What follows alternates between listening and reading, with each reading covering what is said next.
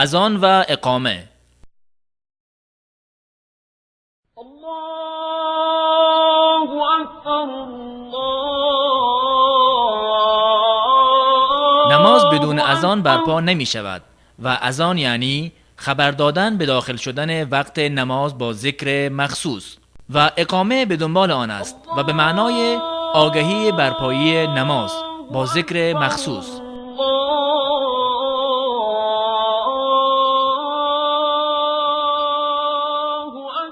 اذان و اقامه در مورد جماعت نمازهای فرضی پنجگانه در سفر و حضر فرض کفایی می باشد، زیرا که از شعائر ظاهری اسلام بوده که ترک آنها جواز ندارد. آن حضرت صلی الله علیه و سلم فرمودند هنگامی که وقت نماز فرا رسد باید یکی از شما اذان بدهد، سپس سالمندتر شما امامت کند.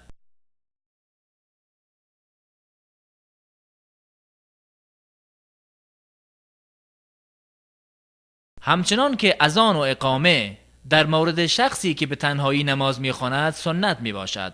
رسول الله صلی الله علیه وسلم فرمودند پروردگارت از چوپان گوسفندانی که در موقعیت قله کوهی قرار دارد برای نماز اذان می‌دهد و نماز می‌خواند شگفت زده می‌شود. الله عزوجل می‌فرماید به این بنده ام بنگرید، اذان می‌دهد و نماز می‌خواند، از من می‌ترسد، این بنده ام را مغفرت نموده و در بهشت داخلش کردم.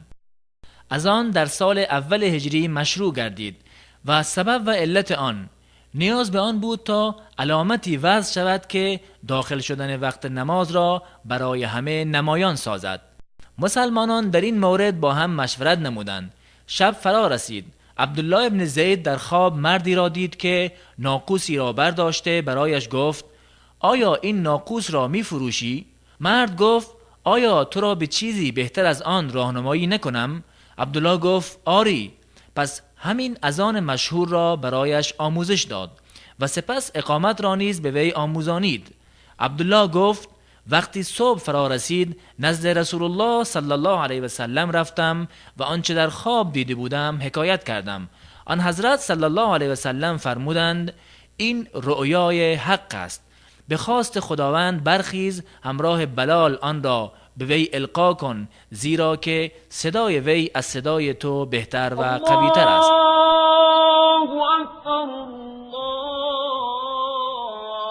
از فضایل اذان در این حدیث شریف آمده است به اندازه دوری صدای مؤذن اگر جنی و یا انسی و یا چیز دیگری آن را میشنود بدون تردید در قیامت برایش شهادت میدهد. و همچنین در حدیث دیگری نیز آمده است اگر مردم از آنچه در اذان و صف اول نماز نهفته است آگاه شوند و راهی جز قرعه اندازی نیابند حتما به قرعه کشی دست میزنند. الله اکبر. و برای مؤذن شرط شده که مسلمان، مرد و عاقل باشد و برای اذان شرط شده که با ترتیب و پشت سر هم باشد، میان کلماتش فاصله زیادی نباشد و نیز پس از داخل شدن وقت نماز باشد و سنت است که مؤذن رو به قبله باشد و نیز از جنابت و بیوضویی پاک باشد و در هنگام گفتن حی علی الصلاة به سوی راست و گفتن حی علی الفلاح به سوی چپ روی خود را بگرداند. مؤذن در هنگام اذان دو انگشت سبابه خود را در گوشهایش بگذارد و نیز سنت است تا اذان را با صدای خوب ادا کند و تأنی در آن به کار برد. و وصف اذان چنانچه در حدیثی که به روایت امام مسلم است به این صورت است: الله اکبر الله اکبر الله اکبر الله اکبر اشهد ان لا اله الا الله اشهد ان لا اله الا الله اشهد ان محمد رسول الله اشهد ان محمد رسول الله حي على الصلاة حي على الصلاة حي على الفلاح حي على الفلاح الله اکبر الله اکبر لا اله الا الله.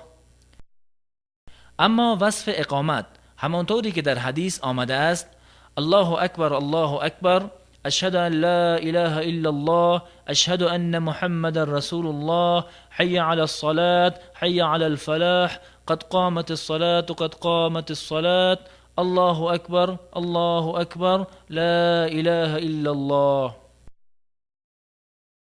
برای کسی که اذان میشنود سنت است تا مانند آنچه مؤذن میگوید او نیز بگوید، مگر در هنگامی که مؤذن حی علی الصلاة، حی علی الفلاح میگوید وی لا حول ولا قوة الا بالله بگوید.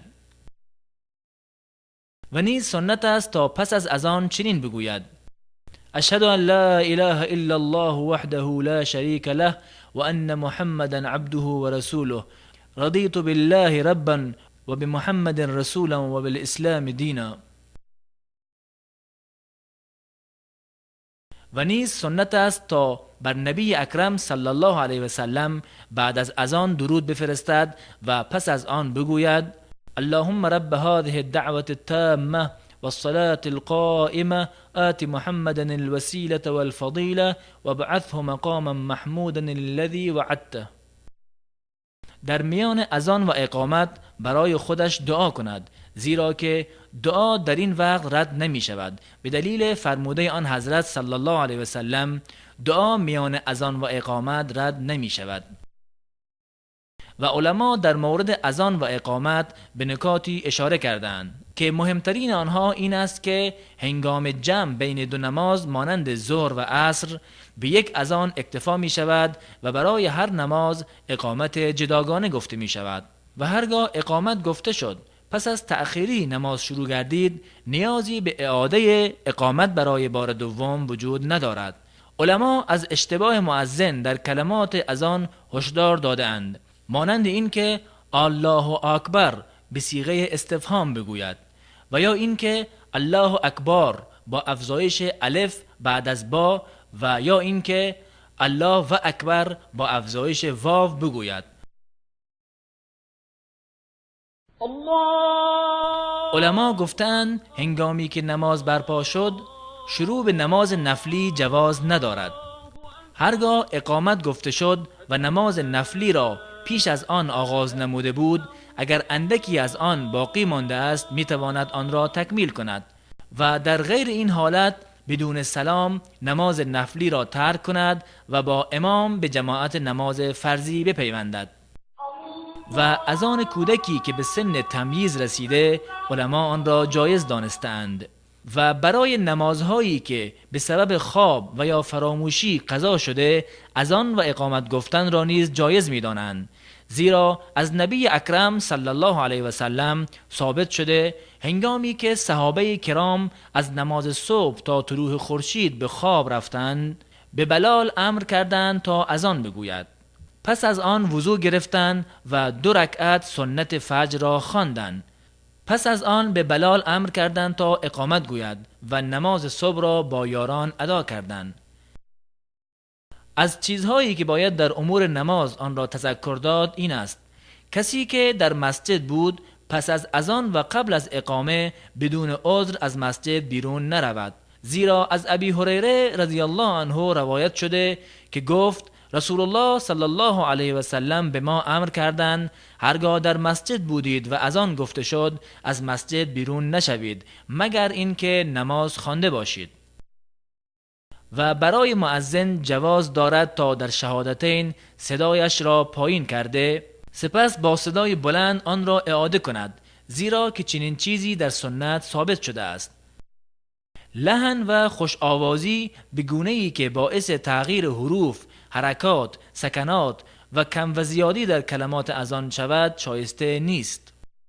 بعد از اذان با صدای بلند درود و سلام به نبی اکرم صلی الله علیه و سلم فرستادن لازم نبوده و نیز هنگام شنیدن قد قامت الصلاة اقامه الله و ادامها گفتن لازم نمی باشد، بلکه همان کلمات اقامت را تکرار کند. نماز فجر در شریعت وضعیت ویژه‌ای دارد. نمازی است که 2 اذان دارد، یکی پیش از وقت آن و دومی برای آگاهی به دخول وقت جهت حضور به نماز. برای مؤذن مشروع است تا در اولی بگوید الصلاة خیر من النوم 2 بار. به دلیل فرموده آن حضرت صلی الله علیه وسلم هرگاه برای اول صبح اذان دادی بگو الصلاة خیر من النوم، الصلاة خیر من النوم. برای نماز فرض وقتی است که قبل از آن و نیز بعد از آن صحیح نیست مگر با عذر. خداوند می‌فرماید نماز برای مؤمنان وقتی است مشخص. نساء آیه 103. یعنی فرض شده در اوقات معین. وقت فجر از طلوع صبح صادق، سفیدی که در افق سمت شرق دیده می شود آغاز و تا طلوع خورشید می باشد. وقت ظهر از زوال خورشید تا هنگامی که سایه هر چیز به اندازه یک برابر آن به جز از سایه زوال امتداد یابد و وقت عصر از پایان وقت ظهر آغاز می شود و تا اینکه سایه هر چیز دو برابر شود به جز از سایه زوال خورشید. وقت مغرب از غروب خورشید آغاز و تا ناپدید شدن شفق سرخ، روشنی سرخی است که هنگام غروب در افق آسمان پدید می آید ادامه دارد و بالاخره وقت عشا از پایان وقت مغرب آغاز می شود تا نیمه شب ادامه دارد. زیرا آن حضرت صلی الله علیه و سلم فرمودند و وقت نماز عشا یا خفتن تا نیمه وسط شب می باشد.